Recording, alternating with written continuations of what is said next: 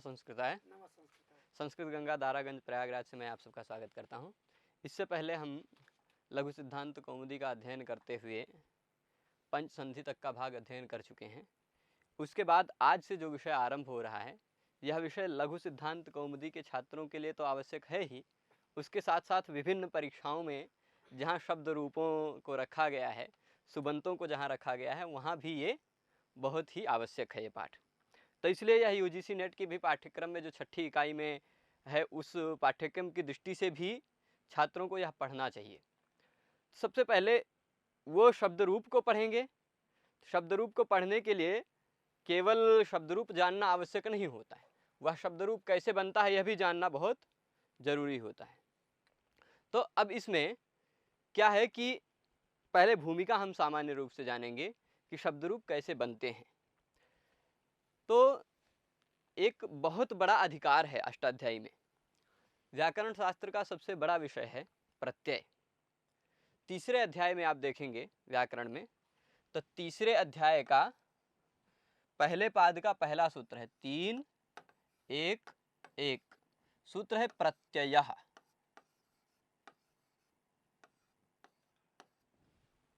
यह प्रत्यय सूत्र है। इस सूत्र से प्रत्यय का अधिकार शुरू हो जाता है। भगवान पाणिनि कहते हैं कि इस सूत्र के बाद अब जो कुछ भी विषय बताया जाएगा वह सब विषय प्रत्यय का होगा। और यह व्याकरण का सबसे बड़ा विषय इसलिए है क्योंकि तीसरा अध्याय, चौथा अध्याय और पांचवा अध्याय, 3 अध्याय इस विषय के अंतर्गत अंतर्भूत हैं। तीसरे अध्याय में वो प्रत्यय हैं जो प्रत्यय धातु के बाद लगते हैं। अब धातु क्या होता है, ये हम जब भ्वादि इत्यादि का अध्ययन करेंगे तो जानेंगे कि जिससे कुछ क्रिया बताई जाती है वो धातु होता है। हम भूवादयो धातवः सूत्र को पढ़ चुके हैं कि जिससे कुछ क्रिया की अभिव्यक्ति हो, जाना, खाना, पढ़ना इत्यादि, वो धातु होते हैं। और जो कोई शब्द होते हैं जिसका कर्ता के पद के रूप में प्रयोग हो सकता है, सर्वनाम के रूप में प्रयोग हो सकता है, वो सब होते हैं शब्द। मतलब वैसे कर्ता पद इत्यादि शुबंत शब्द उसको बोला जा सकता है।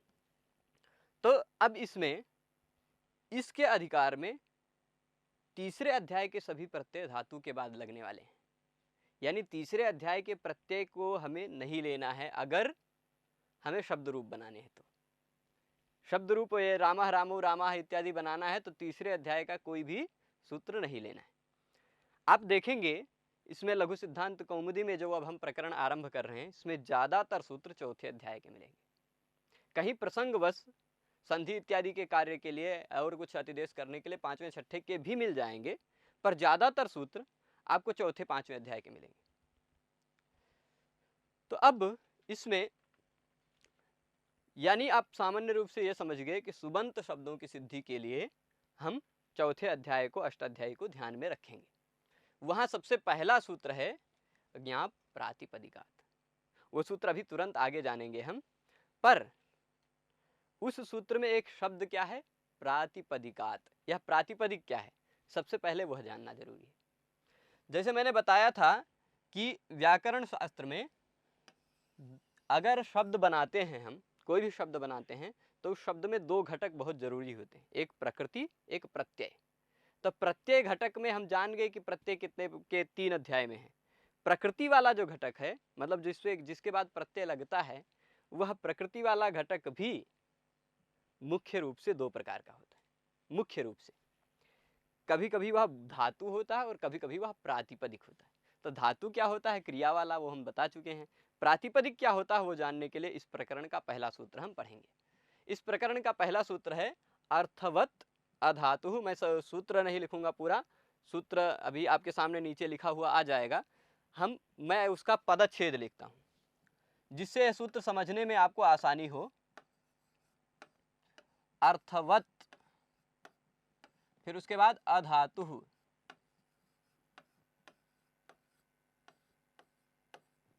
इसके बाद अप्रत्ययः। इस सूत्र को समझना इसलिए आसान है क्योंकि इसके हर एक शब्द को हम हटा हटा के परीक्षा करेंगे। प्रातिपदिकम, यह संज्ञा है, प्रातिपदिक संज्ञा। आप अगर नेट जेआरएफ की परीक्षा की भी तैयारी करते हैं और भी किसी परीक्षा की तैयारी करते हैं तो वहाँ यह परिभाषाओं में, व्याकरण शास्त्रीय परिभाषाओं में एक प्रातिपदिक परिभाषा भी है, प्रातिपदिक संज्ञा भी रखी गई है। उसके लिए 2 ही सूत्र हैं, दोनों सूत्र हम आज पढ़ने वाले हैं। तो यह प्रातिपदिकम यानी प्रातिपदिक संज्ञा कहलाता है। प्रातिपदिक किसे कहेंगे आप? प्रातिपदिक उसे कहेंगे जो अर्थवत हो, अधातु हो, अप्रत्यय हो, वह प्रातिपदिक कहलाता है। व्याकरण शास्त्र में एक नियम है, जहां भी प्रत्यय कहा गया है वहां प्रत्यय कहने से केवल प्रत्यय का बोध नहीं होता, वहां प्रत्यय कहने से प्रत्ययांत का भी बोध होता है। जैसे सुप तिंगंतम पदम, एक सूत्र हम पहले पढ़ चुके हैं। वो कहता है वहां सुप तिंग ऐसा कह दिया, सुप तिंग अंत कह दिया, वहां अंत कहा है। पर ऐसे भी बहुत सारे सूत्र मिलेंगे जहां केवल सीधे प्रत्यय का कह दिया गया है, सीधे प्रत्यय। कृत तद्धित समासाश्च, कृत तद्धित समास। कृत क्या है? कृत से आपको कृत प्रत्यय नहीं समझना है, कृत प्रत्ययांत समझना है। प्रत्यय का जहां ग्रहण किया है वहां प्रत्यय से आप 2 चीज समझिए, एक प्रत्यय को तो समझे ही और दूसरा प्रत्ययांत को भी समझे। ठीक है? जहां भी पूरे व्याकरण शास्त्र में अगर प्रत्यय कहा गया है तो ये 2 चीज समझना है प्रत्यय से। अगर प्रत्यय की कोई संज्ञा हो रही है तो वह प्रत्यय की संज्ञा नहीं होगी, प्रत्ययांत की भी होगी। ठीक है? तो अब समझिए कि प्रातिपदिक किसे कहेंगे। प्रातिपदिक के बाद ही प्रत्यय होंगे, तो वह प्रातिपदिक किसे कहेंगे, यह प्रश्न होगा। तो ये 3 गुण जिसके अंदर हो वह प्रातिपदिक है। पहला गुण क्या है कि वह अर्थवत होना चाहिए, यानी उसमें कोई अर्थ होना चाहिए, वह सार्थक होना चाहिए, अर्थ वाला होना चाहिए। अर्थवत शब्द में वैसे वो प्रत्यय है, मतुप प्रत्यय है कि तदस्यास्त्यस्मिन् नीति मतुप। अर्थ जिसका है या अर्थ जिसमें है वह अर्थवत कहलाता है। अर्थ जिसका है या अर्थ जिसमें है वह अर्थ वाला कहलाता है, अर्थवत। अर्थवत का अर्थ क्या आप समझे आप? कि जो अर्थ वाला हो वह प्रातिपदिक कहलाता है। ठीक है? अब आप अपने मन में सोचते जाइए, एक एक शब्द को हटाते जाइए। मान लीजिए यह अर्थवत प्रातिपदिकम केवल कहा गया होता, अधातु हो और प्रत्यय न कहा गया होता, अप्रत्यय, तो क्या होता? जो अर्थ वाला है वही प्रातिपदिक बन जाता, तो धातु भी प्रातिपदिक बन जाता, क्योंकि धातु के भी अर्थ होते हैं। भू सत्तायाम, एध वृद्धौ, बाध बाध विलोडने, ऐसे बहुत सारे धातु आते हैं। तो ये जो धातु है, धातुओं का अर्थ है, अर्थ वाले धातु भी हो गए, धातुओं की भी प्रातिपदिक संज्ञा होने लगेगी। तो जब धातुओं की भी प्रातिपदिक संज्ञा हो जाएगी, जैसे राम शब्द की प्रातिपदिक संज्ञा होकर रामः रामो रामः रूप चलता है, वैसे पठ की भी पठा पठौ पठा बनाने लगेंगे, ये आपत्ति आएगी, होगी ना? तो इसलिए अधातु कहा गया, मतलब वह जो अर्थ वाला है वह धातु नहीं होना चाहिए, जो भी अर्थ वाला है वह धातु से भिन्न होना चाहिए। तो धातु से भिन्न प्रत्यय भी एक होता है जिसमें अर्थ होता है। जैसे आप तव्य अनियर प्रत्यय देखेंगे तो उसका अर्थ क्या होता है? भाव और कर्म। तो ऐसे प्रत्ययों के भी अर्थ होते हैं, प्रत्यय भी अर्थ वाला है, धातु भी नहीं है प्रत्यय, तो है ना? प्रत्यय ना धातु है ना और अर्थ वाला भी है, तो दोनों कंडीशन लग रहे हैं। अगर अप्रत्यय शब्द नहीं होता, अर्थवत अधातु प्रातिपदिकम होता, तो प्रत्यय की भी प्रातिपदिक संज्ञा होने लगती, इसलिए कहा अप्रत्यय प्रातिपदिकम। प्रत्यय से भी वह भिन्न होना चाहिए, मतलब वह प्रत्यय भी नहीं होना चाहिए, प्रत्यय की भी प्रातिपदिक संज्ञा नहीं होती। अब हर एक शब्द, हर एक प्रत्यय का कुछ ना कुछ अर्थ होता है, बिना किसी अर्थ में कोई प्रत्यय आता ही नहीं। अगर कुछ अर्थ नहीं होगा तो कर्तरीकृत से कर्ता अर्थ होगा, या भाव कर्म अर्थ होगा, करण अधिकरण अर्थ होगा, अलग अलग कारक अर्थ होंगे उसके। तो कुछ अर्थ नहीं होगा तो सुओजस इत्यादि जैसे प्रत्ययों की कर्ता से वो क्या कहते हैं, संख्या तो अर्थ होगा ही, तो बहुत सारे अर्थ होते हैं। तो प्रत्यय की भी प्रातिपदिक संज्ञा नहीं होगी, इससे पता चला। और प्रत्यय की भी प्रातिपदिक संज्ञा नहीं होगी, इससे एक और अर्थ आपको लेना है कि प्रत्ययांत की भी प्रातिपदिक संज्ञा नहीं। जहां भी प्रत्यय ग्रहण किया जाता है वहां प्रत्ययांत का भी ग्रहण किया जाता है। तो अब इस सूत्र का अर्थ सूत्र के शब्दों से ही निकल गया, अब वृत्ति इसके बाद पढ़ेंगे। सूत्र का अर्थ क्या है? जो अर्थ वाला हो, धातु से भिन्न हो, प्रत्यय से भिन्न हो, प्रत्ययांत से भिन्न हो, वह प्रातिपदिक कहलाता है। ठीक है? तो अब देखिए यहाँ वृत्ति में आप देखेंगे तो लिखा होगा धातुम प्रत्ययम प्रत्ययांतम च वर्जयित्वा। धातुम प्रत्ययम प्रत्ययांतम च वर्जयित्वा अर्थवत शब्द स्वरूपम प्रातिपदिक संज्ञम से। यही लिखा है ना, धातु प्रत्यय और प्रत्ययांत को वर्जित कर दें। प्रत्यय में ही दो अंश हैं, प्रत्यय और प्रत्ययांत। धातु प्रत्यय और प्रत्ययांत को वर्जित कर दें तो ऐसा जो अर्थ वाला शब्द स्वरूप है वह प्रातिपदिक होता है। यहाँ समझने वाला बात यह है कि व्याकरण में एक सिद्धांत ऐसा है, थोड़ा सा और नीचे लेवल पर जाएंगे तो एक सिद्धांत यह है कि जितने भी शब्द हैं उसमें कोई ना कोई धातु है, कोई ना कोई प्रत्यय है। ऐसा भी एक मत आता है कि सभी नाम जितने भी सभी सुबंत हैं, मतलब जो प्रातिपदिक बनते हैं, कुछ ना कुछ प्रत्यय लग के ही बनते हैं। किसी न किसी धातु से सर्वाणी नामानी आख्यात जानी, ऐसा एक सिद्धांत भी निरुक्त में प्राप्त होता है। आख्यात से यानी कोई ना कोई धातु से ही बनते हैं हर एक शब्द। यहाँ तक कि निपातों को भी कोई कोई धातु से बना लिया है। तो वैसे भी सिद्धांत मिलता है। इसका मतलब कि हर एक शब्द, व्युत्पन्न शब्द, जितने भी व्युत्पन्न शब्द हैं, जितने भी व्याकरण से बनाए गए शब्द हैं, कुछ ना कुछ प्रत्यय लगा हुआ है। तो इस सूत्र को बनाना ही व्यर्थ हो जाएगा। होगा कि नहीं, कि कोई ना कोई प्रत्यय तो लगा ही होगा हर एक शब्द में। तो इसीलिए एक दो पक्ष हैं, एक व्युत्पन्न पक्ष है, एक अव्युत्पन्न पक्ष है।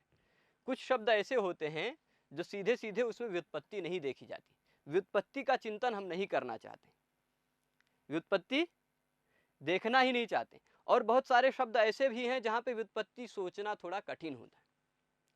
जैसे एक शकटी शब्द अभी प्रसंगवश याद आया।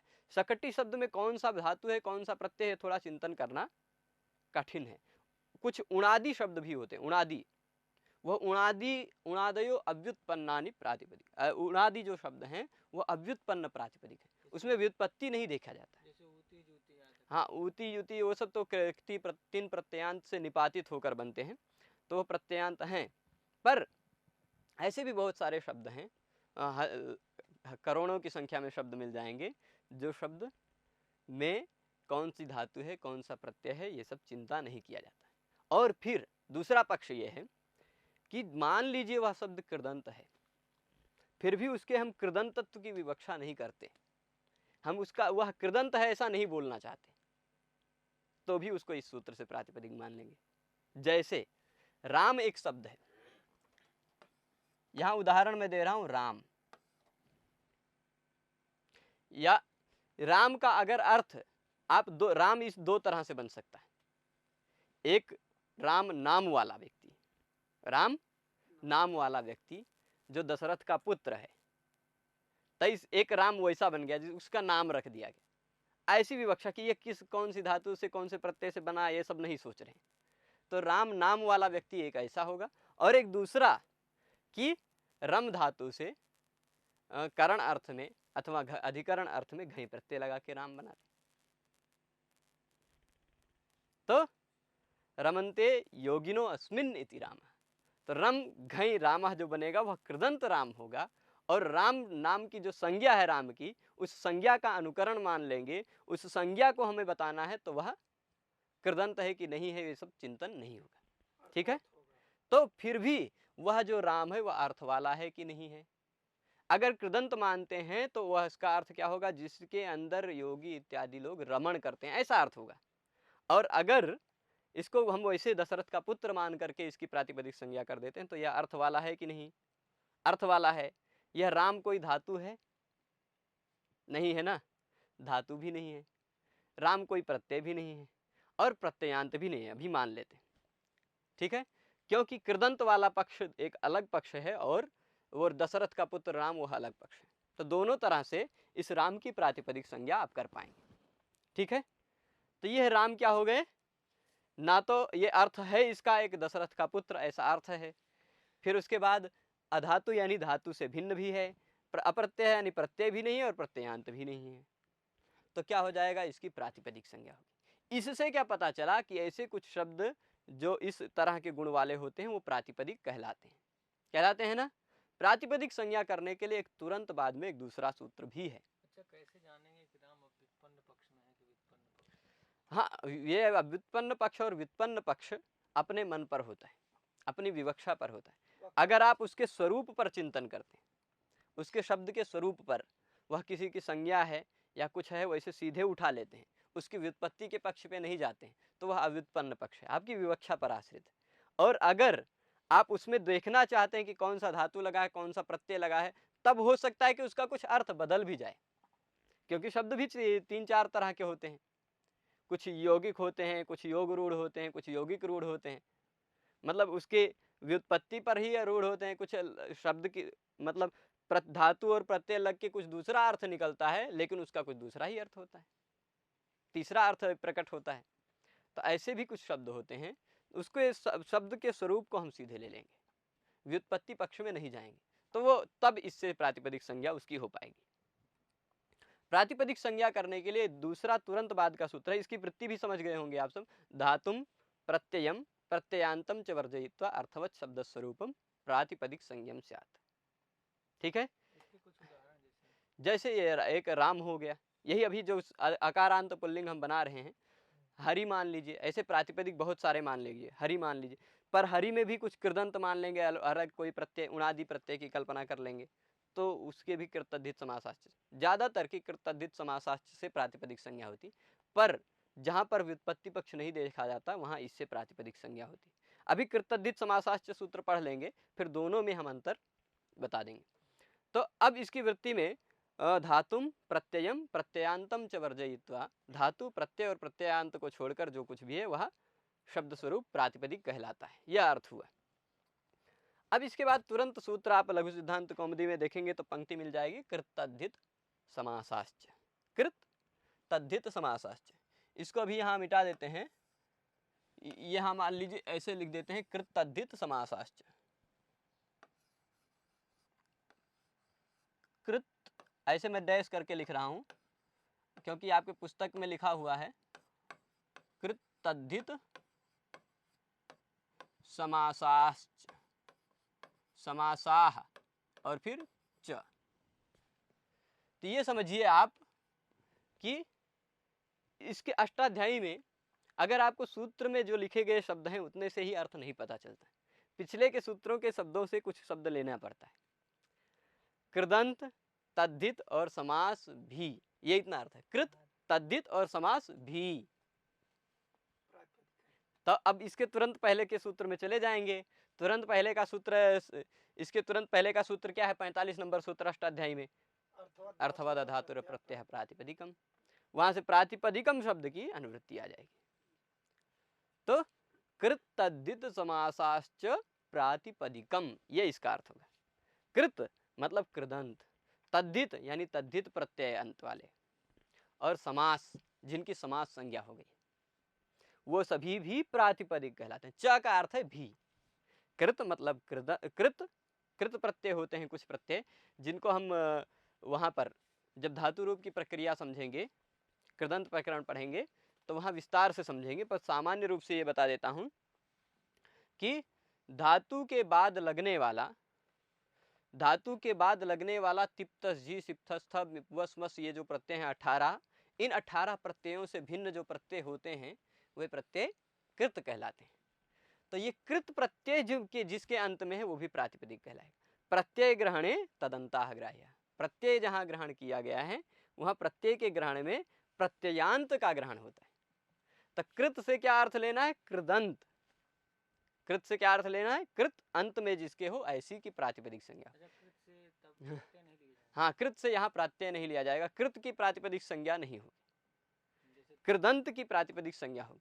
जैसे तुमुन है, उस तुमुन की भी केवल प्रातिपदिक संज्ञा नहीं हो पाएगी, अनियर है उसकी प्रातिपदिक संज्ञा नहीं हो पाएगी, लेकिन तुमुन और अनियर जिसके अंत में हो उसकी प्रातिपदिक संज्ञा होगी। ठीक, हाँ हाँ, वहां अप्रत्यय से प्रत्ययांत का ही, वहां प्रत्यय का भी ग्रहण कर लिया गया था क्योंकि प्रत्यय भी अर्थ वाला है। तो अब इसके बाद ये देखिए, कृत यानी कृदंत, तद्धित यानी तद्धित प्रत्ययांत। ठीक, तद्धित प्रत्यय भी अष्टाध्यायी में चौथे अध्याय से शुरू हो जाते हैं, चौथे और 5वें अध्याय में तद्धित प्रत्यय भरे पड़े हैं, बहुत सारे प्रत्यय। तो तद्धित के बाद फिर समास, यानी जिसकी समास संज्ञा हो जाती। दूसरे अध्याय में आप देखेंगे पहले पाद में शुरू, दूसरे अध्याय का पहला और दूसरा पाद समास से भरा पड़ा है। कुल 108 सूत्र हैं समास के लिए। तो कृत जो हो या तद्धित जो हो, कृत यानी कृदंत, तद्धित यानी तद्धितांत, और समास, इन तीनों की भी प्रातिपदिक संज्ञा होती है। लिखा होगा वृत्ति में कृतः तद्धिताः समासाश्च तथा स्युः, ऐसा लिखा होगा ना, कृत तद्धिता, कृत तद्धितांतौ। यहाँ देख लीजिए अंत वाला स्पष्ट दे दिया कि कृत तद्धितांतौ, कृत अंत में जिसके हो ऐसे, तद्धित अंत में हो जिसके ऐसे शब्द, ऐसे शब्द स्वरूप और समास भी प्रातिपदिक कहलाते हैं। अब राम की दोनों आधार पर हम प्रातिपदिक संज्ञा कर लेते हैं। राम मान लीजिए एक शब्द है, हमें सुबंत में कहीं भी पाठ्यक्रम में देखेंगे तो राम या बालक या किसी एक ऐसे अजंत शब्द की सिद्धि करनी रहती। ये राम रहता है लेकिन बन जाता है रामः रामो रामः रामम रामो रामांत, कैसे बन जाता है?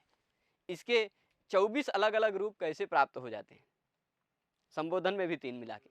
तो ये कैसे प्राप्त होते हैं, वह प्रक्रिया हम जानना चाह रहे हैं, उसकी भूमिका बना रहे हैं। तो अब ये समझिए कि यह जो राम है, इसमें रम धातु, इस राम में दो अंश ऐसा है, एक रम धातु है और दूसरा है घई प्रत्यय। घई प्रत्यय में से केवल बचा है अ, रम में अ जुड़ जाएगा और घई प्रत्यय यित है, इसलिए रम की उपधा अ की वृद्धि हो जाएगी, तो ये बन जाएगा राम। ठीक, मतलब राम राम बन गया, यही वाला बन जाएगा, इस तरह की आकृति। तो अब ये मान लीजिए घई प्रत्यय क्या है, धातु के बाद लगता है और तिप्तस जी प्रत्ययों से भिन्न है। धातु के बाद लगने वाला तिप्तस जी प्रत्ययों से भिन्न प्रत्यय क्या कहलाएगा? 18 तिप आदि 18 प्रत्ययों से भिन्न प्रत्यय कृत कहलाता है। तो यह कृत प्रत्यय घई प्रत्यय अंत में है, इसलिए राम कृदंत भी है। अच्छा, वही कृदतिंग सूत्र। हाँ, कृदतिंग सूत्र है, कहता है कि तिंग प्रत्ययों से भिन्न जो है धातु के अधिकार में वह कृत कहलाते हैं। तो क्या हो जाएगा? राम, यह क्या है? कृदंत भी है। अगर राम, इस राम का अर्थ क्या लेंगे?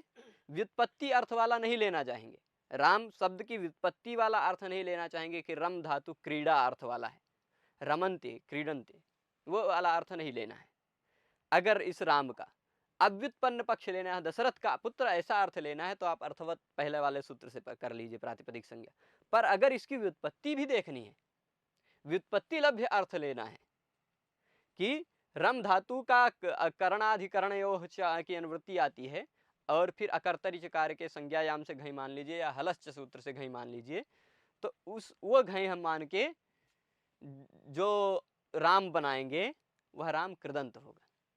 तो कृदंत होने के कारण इसकी प्रातिपदिक संज्ञा, तद्धितांत की भी प्रातिपदिक संज्ञा होती, यानी इसका भी इसके भी 24 रूप प्राप्त होंगे। जिसकी भी प्रातिपदिक संज्ञा होती है, सर्वनामों को छोड़कर सबके 24 रूप प्राप्त होते, कुछ कुछ केवल बहुवचन में ही होते हैं, लेकिन ये समझ लीजिए 7 विभक्तियों में उनके रूप होंगे। तो अब ये तद्धितांत जो होंगे उनकी भी प्रातिपदिक संज्ञा होगी, उनके भी सभी विभक्तियों में रूप चलेंगे, ये भी जान रहे हैं। तद्धितांत का एक उदाहरण मान लीजिए कि दशरथस्य अपत्यम पुमान दासरथी बन गया। दशरथ से ये प्रत्यय लग के ये दासरथी बन गया है, यह तद्धित प्रत्यय वाला है। अब कौन सा तद्धित प्रत्यय है, कौन सा कृत प्रत्यय है, ये कैसे पहचानेंगे आप? ये पहचानने के लिए थोड़ा सा डाउन लेवल में जाएंगे। जो प्रत्यय धातु के बाद लगा हो वह कृत प्रत्यय है, और जो प्रत्यय किसी धातु के बाद न लगा हो, किसी प्रातिपदिक के बाद लगा हो, दशरथ एक प्रातिपदिक के बाद लगा है, यह तद्धित है। जो प्रत्यय प्रातिपदिक के बाद लगा हो वह तद्धित है, और जो धातु के बाद लगा हो वह कृत है। तो अब समझ लीजिए यह राम कृदंत है, दासरथी तद्धितांत है, इसकी भी प्रातिपदिक संज्ञा होगी। तद्धित पहले दासरथ प्रातिपदिक था, लेकिन ई प्रत्यय लगने के बाद दासरथी बन गया, वो भी प्रातिपदिक है। क्यों? क्योंकि तद्धित की भी प्रातिपदिक संज्ञा होती है और समास की भी प्रातिपदिक संज्ञा होती है। समास का उदाहरण सामान्य रूप से जान लेते हैं। एक ये राजन बहुत प्रसिद्ध उदाहरण है। ngस पुरुष सु, ऐसा समास होगा, पुरुष और सु, यह क्या है? यह एक समास है, षष्ठी समास है। समास होने के बाद, अभी समास हम नहीं पढ़े इसलिए यह संक्षेप में ही बता रहे हैं, जब इस दोनों का हम लुक कर देंगे विभक्तियों का, सुपो धातु प्रातिपदिकों से, समास है इसलिए कृत तद्धित समासाश्च से प्रातिपदिक कहलाएगा। और प्रातिपदिक में अगर कहीं भी प्रातिपदिक में सु औ जस इत्यादि प्रत्यय आते हैं तो उसको सुपो धातु प्रातिपदिक से लुक हो जाएगा। पर ये राजनगस पुरुष सु जो था वो समास था, इसलिए प्रातिपदिक कहलाया। अब इसमें ना क्या लोभ भी होगा, राजपुरुषः बनेगा, वो समास का उदाहरण। समास भी प्रातिपदिक कहलाता है, तभी समास होने के बाद शब्दों के रूप चलते हैं। ठीक है, तो कृदंत, तद्धितांत और समास भी प्रातिपदिक कहलाते हैं। अभी तक हमने क्या समझा कि प्रातिपदिक क्या कहलाते हैं। अब प्रातिपदिक के बाद एक चीज, राजन गस और पुरुष जो था तो उसमें राजन प्रातिपदिक है। हाँ राजन भी प्रातिपदिक है और पुरुष भी प्रातिपदिक है। क्या होता है कि दो सुबंतों का समास होता है। समास हमेशा पद विधि है। समास को क्या कहते हैं, पद विधि, यानी सुबंत शब्दों की विधि होती है। सुबंतों का समास होता है, तो वहां सुप प्रत्यय भी दिखाना था। तो राजन गस यह सुबंत है, वह पुरुष सु इस सुबंत के साथ समास को प्राप्त होगा। तो ये राजन की किससे हुई प्रातिपदिक संज्ञा? राजन की प्रातिपदिक संज्ञा यही कृतद्धित समासाच से मानेंगे। नहीं, राजन क्या है, कृतद्धित समासाच से प्रातिपदिक नहीं मानेंगे, इसको हम उससे मान लेंगे। ये अर्थवद धातुर प्रत्यय प्रातिपदिकम से राजन की प्रातिपदिक संज्ञा हो जाएगी। पुरुष का अगर हम वैसे व्युत्पत्ति वाला अर्थ लेना चाहते हैं तो पुरुष का कृतद्धित समासाच से मानेंगे, नहीं तो अर्थवद धातुर प्रत्यय प्रातिपदिकम से मान लेंगे। पर वह अर्थ वाला है इसलिए प्रातिपदिक होगी। तो ये प्रातिपदिक है, राजनगस पुरुषु समास होने के कारण ये पूरा प्रातिपदिक था, इसलिए उसका लोप, उसके बीच में आने वाली विभक्तियों का लुक हुआ, राजपुरुषा बन जाएगा। अब इसके बाद एक महत्वपूर्ण तथ्य ये आया कि ज्ञाप प्रातिपदिकात सूत्र यहाँ पर अभी इसके बाद दिया हुआ है।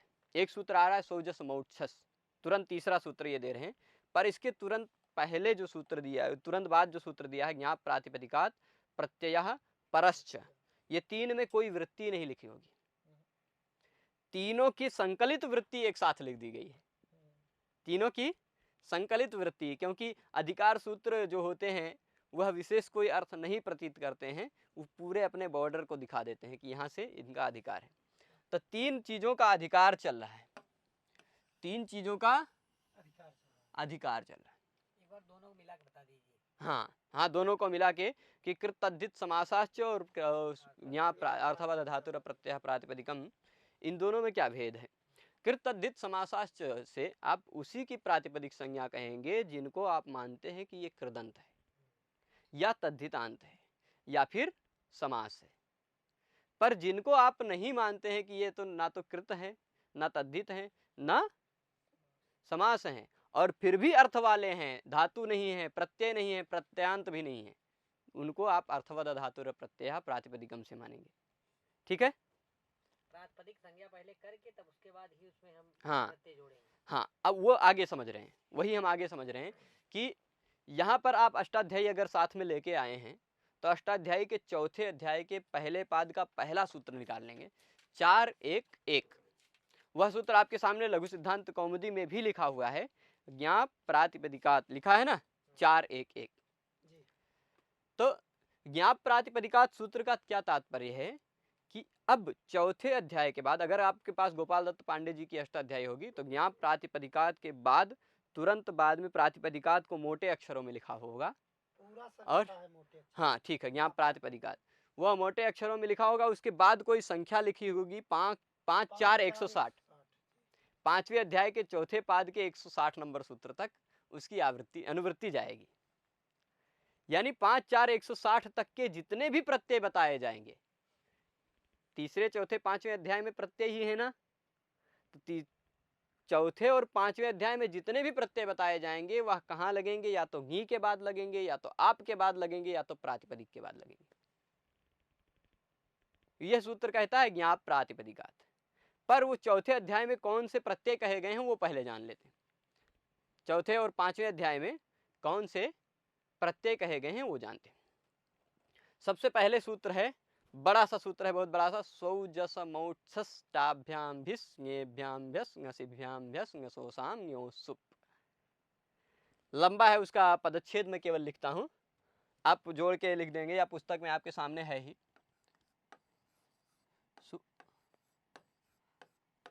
और उसकी वृत्ति में केवल वही लिखा है,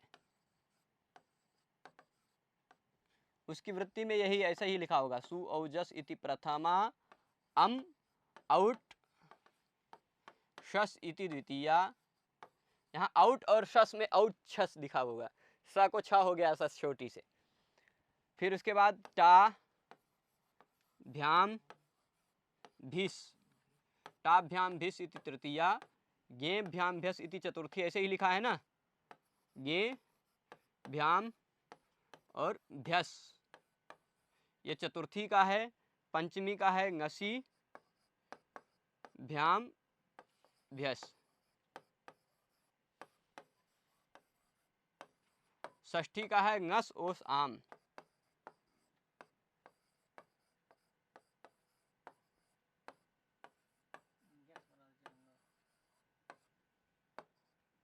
ngस ओस आम।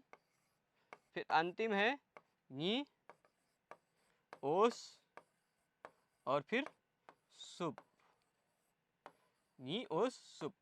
ठीक है, ये क्या है, सूत्र में कहे गए प्रत्यय हैं। ऐसे भी सूत्र होते हैं जिसमें खाली खाली प्रत्यय ही लिखे रहते हैं, जैसे आप धातु के अधिकार में तव्यत तव्या नियरह देखे होंगे, खाली प्रत्यय कहे गए, धातु के बाद ये सब प्रत्यय लगते हैं। ये सूत्र है, क्या कह रहा है कि सौजस मोट षष्टाभ्याम भिस, ऐसे जोड़ के बोल देंगे, सौजस मोट षष्टाभ्याम भिस। ये इतने प्रत्ययों की लिस्ट है। सर ये किस प्रकार का सूत्र कहा जाएगा? यह सूत्र विधि सूत्र कहलाएगा, क्योंकि यह विधान कर रहा है। तो अब समझिए कि ये प्रत्यय होते हैं, ये प्रत्यय होते हैं, सु औजस अम और षष्टाभ्याम भिस इत्यादि ये प्रत्यय होते हैं। कितने प्रत्यय हैं लिखे हैं? 21। ये 21 प्रत्यय होते हैं। इन्हीं प्रत्ययों को सु से शुरू होता है, प पे खत्म होता है, इसलिए सुप प्रत्यय भी कहा जाता है। और ये सुप प्रत्यय जिनके अंत में होते हैं वो सुबंत कहलाते हैं। ठीक है ना, वही सुबंत प्रक्रिया हमें समझनी है। अब यानी अब आप किसी भी शब्द का रूप बनाएंगे तो किसी भी शब्द के जो 21 या 24 रूप बन जाते हैं वो इन्हीं प्रत्ययों को लगने के बाद बनते हैं। सौजस मौट सस सूत्र में हमें और कुछ नहीं समझना है, हमें केवल यही समझना है, वृत्ति में लिखा होगा सु औजस इति प्रथमा, अम औट सस इति द्वितीया, टाभ्याम भिस इति तृतीया, गेभ्याम भिस इति चतुर्थी, ऐसे सप्तमी तक लिखा है। 3-3 को बांट दिया। अब ये पहला जो है ना वो एक वचन है, द्विवचन है, दूसरा वाला तीसरा वाला बहुवचन है, ये भी आप जान लीजिए।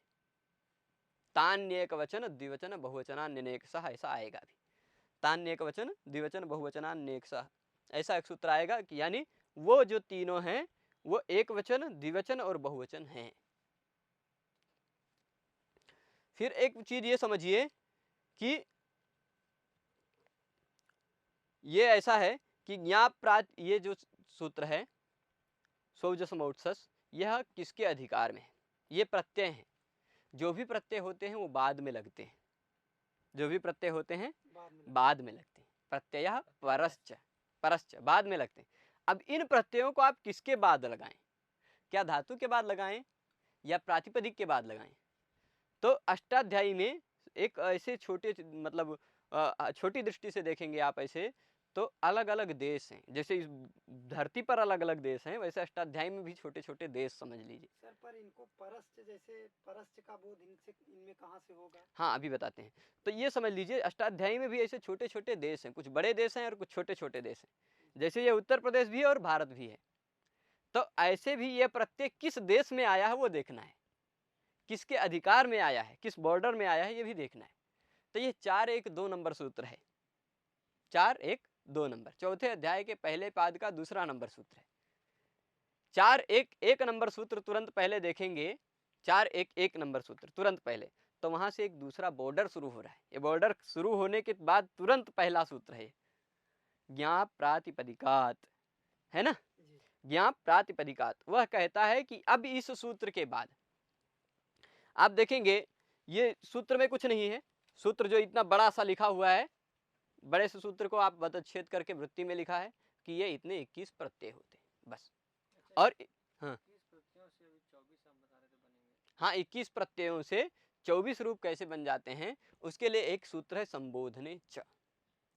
संबोधने च जब आप विभक्ति अर्थ प्रकरण पढ़ेंगे तो वहां पर प्रातिपदिकार्थ लिंग परिमाण वचन मात्रे प्रथमा, ये तीनों प्रथमा है ना, सुओजस प्रथमा है, अम औट्सस द्वितीया है। तो प्रातिपदिकार्थ लिंग परिमाण वचन मात्र में कहना है, इतने सारे अर्थ कहने हैं तो प्रथमा शब्द, प्रथमा विभक्ति लगाइए, प्रथमा विभक्ति वाले प्रत्यय। और संबोधने च, संबोधन में भी प्रथमा विभक्ति ही लगाइए। किसी को संबोधन करना है तो उसमें भी प्रथमा ही लगाइए, पर संबोधन में ये वाला थोड़ा सा बदल जाता है और कुछ ज्यादा बदलाव नहीं आते। तो कुल 21 प्रत्यय से 24 रूप आ जाते हैं।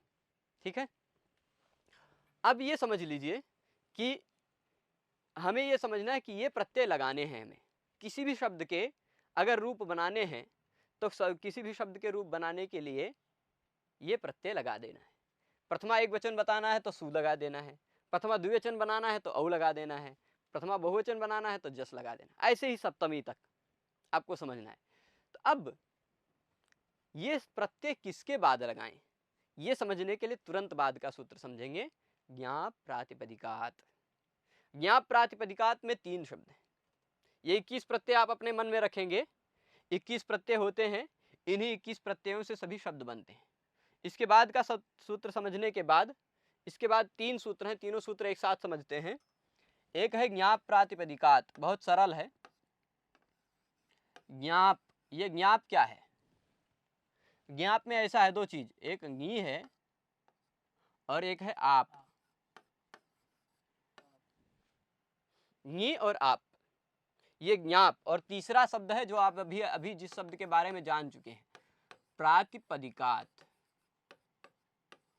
प्रातिपदिकात मतलब प्रातिपदिक के बाद।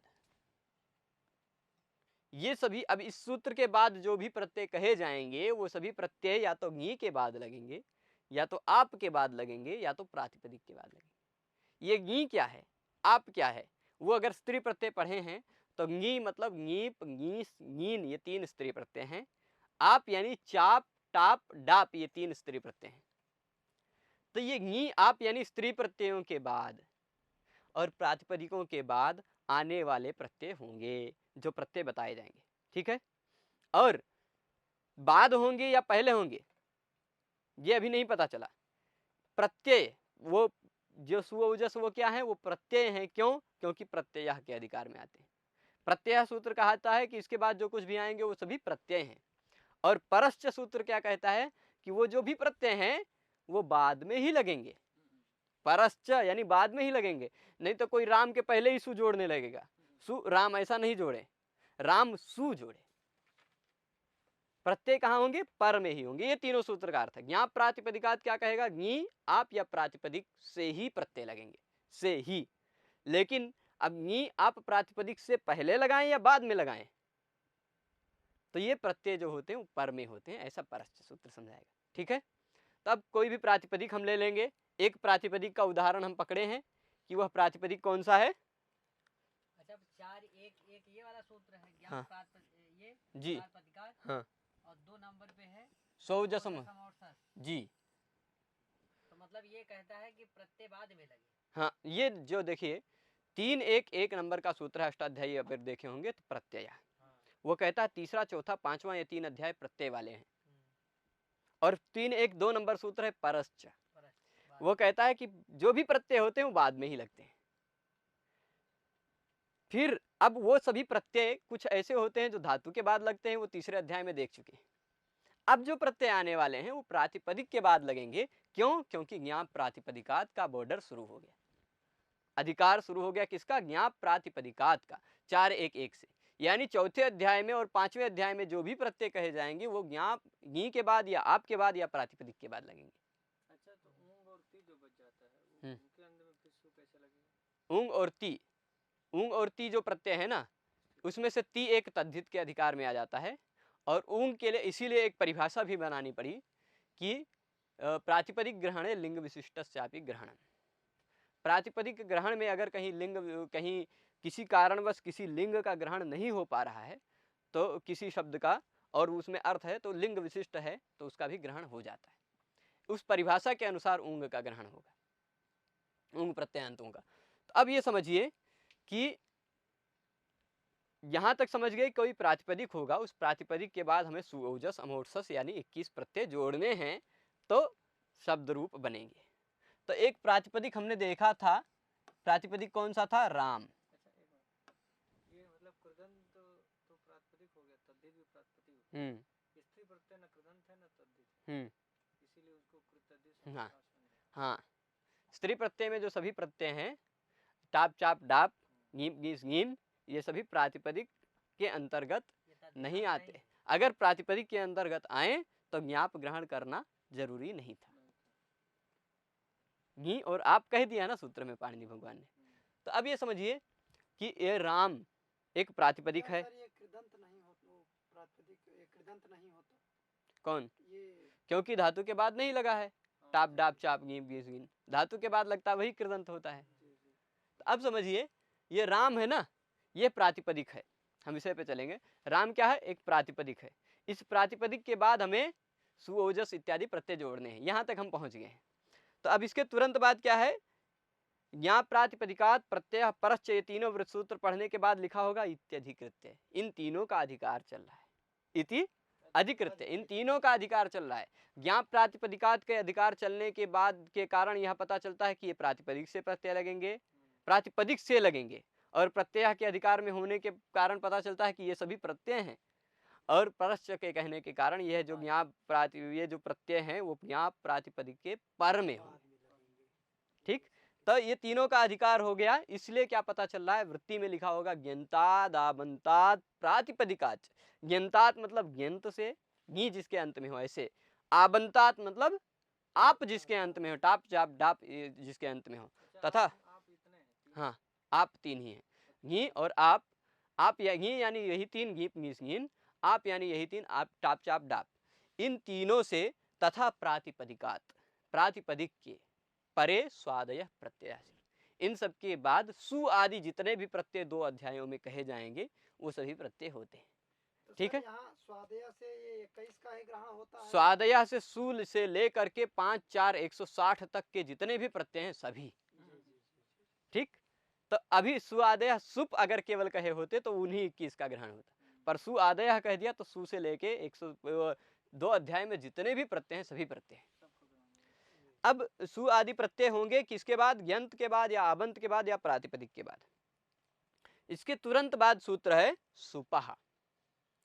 सुपह सूत्र 2 ही शब्द हैं। कौन सा? सुपह। 2 ही वर्ण, मुख्य रूप से बड़े 2 वर्ण दिख रहे हैं पर 4 हैं इसमें। सुपह, इसको क्या समझना है? सुपह, इस सूत्र का नंबर क्या है? 1 4 103। 1 4 102 निकालेंगे सूत्र तो तुरंत पता चल जाएगा। अष्टाध्यायी में निकालेंगे 1 4 102, वहां मिल जाएगा तान्येक वचन द्विवचनान्येक सह, ऐसा कोई सूत्र मिलेगा। कहते हैं कि सुपह यानी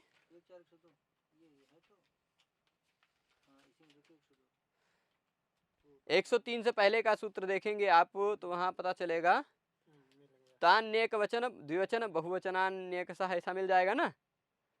और उससे तुरंत पहले तिंगस त्रीणि त्रीणि प्रथम मध्यमोत्तम था, वो नहीं लेना है। उसको मान लीजिए तिंग में जो 3 3 है ना, ती तस झी सिप थस थ मिप वस मस, ये 3 प्रथम मध्यम उत्तम कहलाते हैं। लेकिन उन तीनों में भी जो एक है ना वो एक वचन द्विवचन और बहुवचन कहलाते हैं।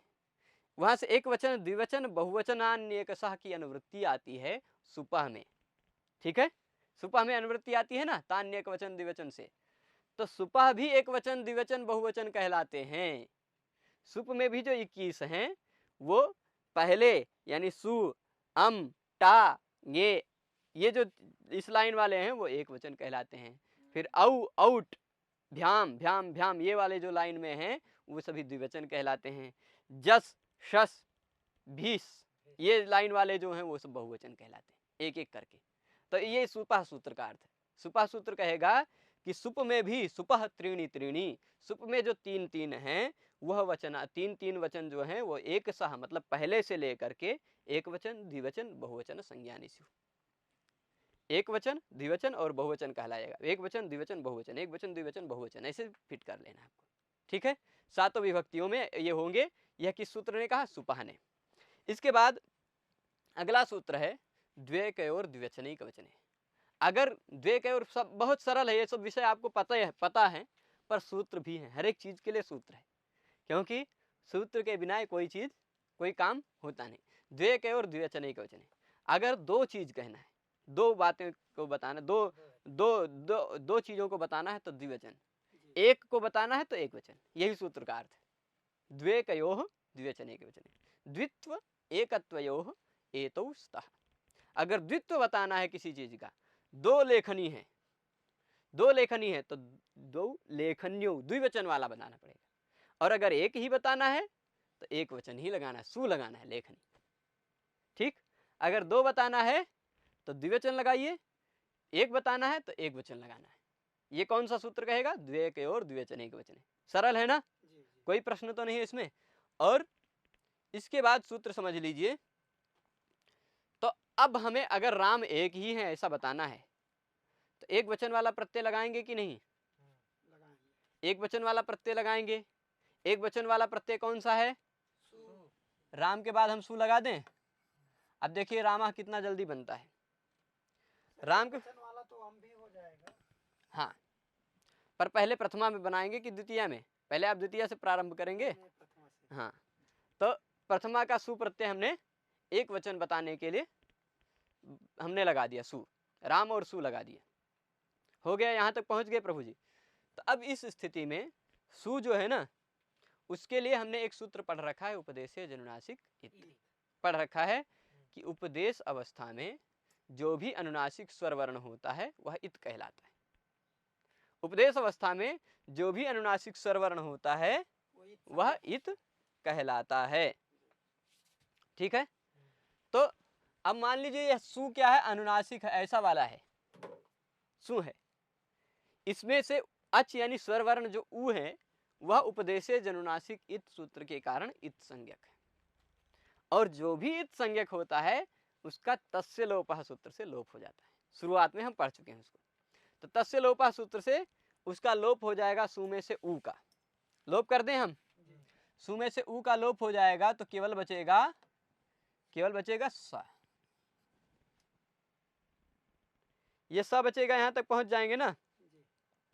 अब इसके बाद जब लोप ही करना था तो सीधे सा प्रत्यय जोड़ देते। हाँ, अनुबंध करणार्थश्च प्रत्यय जो होते हैं ना, बहुत सारे अनुबंध लगते हैं और अनुबंधों का अलग अलग प्रयोजन होता है, बहुत सारा प्रयोजन होता है। तो वह अनुबंध का प्रयोजन चिंतनीय है, पर अनुबंध के बिना कोई भी प्रत्यय होता नहीं है। और अनुबंधों के बहुत सारे प्रयोजन होते हैं। कोई अगर कहीं ऊ लगा दिया है तो उससे अलग स्वर होगा, ई लगा दिया तो अलग स्वर होगा, स्वर से भेद पता चल जाता है। और स्वर ही नहीं, कहीं का लगाया है तो गुण वृद्धि को निषेध करने वाला हो जाता है। मतलब जो भी संज्ञक वर्ण लगाए जाते हैं प्रत्यय में वह बहुत सारे प्रयोजन के होते हैं। तो ऊ है, वह क्या है? अनुनासिक था, उसकी इत संज्ञा हो गई, तस्य लोपा से लोप हो गया। सर अनुनासिक तो दिखता ही नहीं है। अनुनासिक दिखता नहीं है, इसलिए एक परिभाषा है प्रतिज्ञानुनासिक्याः पाणिनीयाः। प्रतिज्ञानुनासिक्याः पाणिनीयाः। पाणिनीय लोग जो है ना, भगवान पाणिनि के चेले लोग, जो हम जैसे लोग हैं, वो सब लोग क्या कहते हैं? प्रतिज्ञानुनासिक होते हैं। मतलब जहां भी देखते हैं कि यहाँ इत संज्ञा हो सकती है, इत संज्ञा होने से ही काम चलेगा, वह मान लेते हैं कि यह अनुनासिक है। इत संज्ञा होने से ही काम चलेगा, जहां ऐसा मानते हैं वह मान लेते हैं कि यह अनुनासिक है। और जहां इत संज्ञा के बिना काम चल जाता है वो अनुनासिक नहीं है। क्यों? क्योंकि आजकल ऐसा चिन्ह बहुत कम लोग, उदात, अनुदात, स्वरित, अनुनासिक, ये सब चिन्ह लगाना कम कर दिए हैं लोग। और सूत्र में तो वो दिखता नहीं है। सूत्र में ऊ अनुनासिक था तो भी वो औ हो गया है। सु में ऊ अनुनासिक था, उसके जगह पे भी वह हो गया है ना, तो वह तो अनुनासिक लगाएंगे नहीं। ठीक, तो ये कैसे पता चला कि वो अनुनासिक था? तो यह चिंतनीय है। फिर भी सु में से ऊ की इत संज्ञा हो गई। या वाला भी अनुनासिक भी होते हैं। हाँ, या वाला अनुनासिक भी होते हैं। तो अब देखिए, ठीक है, वो बहुत ज़्यादा संधि के विषय में हम वो सब पढ़ चुके हैं। तोरली सूत्र बताते समय भी उसको और बताया था विस्तार से। तो राम स हो गया, राम स यहाँ तक पहुँच जाएंगे। किसी भी, अब ये सुप प्रत्ययांत है कि नहीं? सुप प्रत्ययांत है। सुप तिङंतम पदम से इसको पद मानेंगे कि नहीं? राम स एक पद है। और किसी भी पद का अंतिम वर्ण स आता हो, अथवा सजुष एक निपात है, उसका अंतिम वर्ण मूर्धन्य श हो, उसका स स जुषो रूह विसर्ग संधि में हम सूत्र पढ़ चुके हैं। उस सूत्र के अनुसार रू हो जाता है। रू हो जाता है ना, स के स्थान पे क्या हो जाता है? रू। तो स को हटा देंगे हम, स के स्थान पे ले आएंगे रू, राम और रू। ये जैसे सु में से उ अनुनासिक था, वैसे रू में से भी रू भी उ भी अनुनासिक है। ठीक है, जैसे सु में से उ की उपदेश अनुनासिक इत से इत संज्ञा हो गई थी, वैसे रू भी वैसी तरह का है, इसमें भी उ की अनुनासिक से उपदेश अनुनासिक इत से इत संज्ञा होगी और तस्य लोपा से लोप हो जाएगा। ठीक है, तो क्या हो जाएगा, अगली स्थिति आएगी राम र, हो जाएगा ना। यहां तक पहुंचने में अगर किसी को दिक्कत नहीं तो अगला सूत्र समझना। सर अनुनासिक लिख भी सकते हैं, नहीं भी लिख सकते। अनुनासिक लिखे या ना लिखने कोई दिक्कत नहीं। प्रतिज्ञा अनुनासिक क्या है, पाणिनीय है, ये समझते हैं। हाँ, मान लेते हैं कि ये अनुनासिक है। तो अब समझ लीजिए राम र यहाँ तक पहुंच जाएंगे। अब यह जो राम और र ऐसी स्थिति आई, इस स्थिति में वर्णों को देखना है और अगला सूत्र समझना है। र है, र वर्ण है ना, र के बाद आ है, आ के बाद मा है, मा के बाद फिर आ है, आ के बाद फिर र है, लेकिन र के बाद क्या है, अवसान है। र के बाद कोई वर्ण नहीं है, वर्णों का विराम हो गया है, छुट्टी पड़ गई है, वर्णों का क्या हो गया है, विराम हो गया है, समझ लीजिए लॉकडाउन हो गया है। तो अभी इसके बाद कोई वर्ण नहीं, र के बाद तो आ है, आ के बाद मा भी है, लेकिन इस र के बाद कोई नहीं। इस र के बाद क्या है, विराम है। ये जो खाली जगह है इसको विराम कहा जाता है। वर्णानाम अभावः, विराम मतलब वर्णों का अभाव। वृत्ति में लिखा होगा विरामो वसानम, अगला सूत्र तुरंत यही है, विरामो वसानम, है ना। वो कहता है कि वर्णों का अभाव अवसान कहलाता है, वर्णों का अभाव होना अवसान कहलाता है। तो यहाँ वर्णों का अभाव है, इस जगह को आप क्या कहेंगे, ये जो जगह खाली जगह दिख रही है ये अवसान है। ठीक है, ये जो खाली जगह है, इस खाली जगह को आप क्या कहेंगे, अवसान। क्यों खाली जगह है, वह है विराम, खाली जगह है वह है वर्णानाम अभाव, उसको अवसान संज्ञा कहेंगे। लिखा होगा वर्णानाम अभावः अवसान संज्ञा स्यात्, वर्णों का जो अभाव है वह अवसान संज्ञक कहलाता है ना। तो राम और राम र के बाद जो ये वर्णों का अभाव अवसान है, और तुरंत बाद का सूत्र आप समझ लीजिए, ऋत्व विसर्ग वो लिखा नहीं है, वो सूत्र विसर्ग करने वाला सूत्र पहले हम जान चुके हैं, इसलिए यहाँ नहीं लिखा है, पहले वो पंचसंधि में बता चुके हैं। खर अवसान और विसर्जनीय, वह कहता है कि खर अगर रेफ के तुरंत बाद, ये रेफ यानी र के तुरंत बाद कहीं वो आता है खर प्रत्याहार का वर्ण, खर प्रत्याहार का वर्ण यानी 13 वर्ण, खप छठ छठ कप श श, ये 13 वर्ण आते हैं, या फिर कोई भी वर्ण नहीं आता, वर्णों का अभाव आता है, अवसान, खर अवसान योह, खर हो या अवसान हो रेफ के बाद, तो रेफ के स्थान पे विसर्ग हो जाता है, खर अवसान योह विसर्जनीय। ये रेफ है, इस रेफ के स्थान पे क्या कर देंगे, विसर्ग कर देंगे। क्यों, क्योंकि इसके तुरंत बाद अवसान है। तो क्या हो जाएगा, ये रामः प्रथमा एक वचन का बन गया। इसी तरह बनता है ना रामः।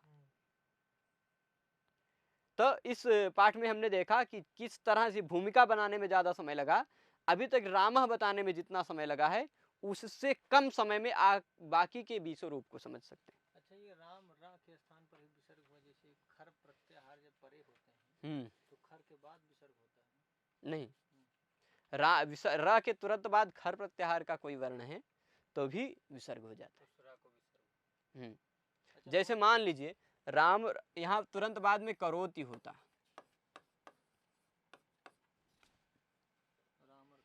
तो रामर करोति होता तो भी खर में आता है, इसलिए इसको विसर्ग हो जाता, रामः करोति। अच्छा, मतलब विसर्ग रेफ को ही होगा। हाँ, रेफ को ही होगा, रेफ को विसर्ग होता है, लेकिन कब, यदि रेफ के बाद खर हो या अवसान हो। अच्छा, रेफ को विसर्ग होता है, ये कहाँ लिखा है? रेफ को विसर्ग होता है, यहाँ अधिकार आता होगा, खर अवसान विसर्जनी, यहाँ वहां से देख लीजिए, खर अवसान विसर्जनी यहाँ वहां क्या होगा, किस सूत्र का अधिकार आता है, खर और अवसान होगा तो विसर्ग हो जाता है रेफ का। तो अब अभी देख लीजिए, कोई समय है वो देख लीजिएगा। तो इस पार्ट में, इस भाग में हमने राम शब्द से रामः कैसे बन जाता है वो देख लिया।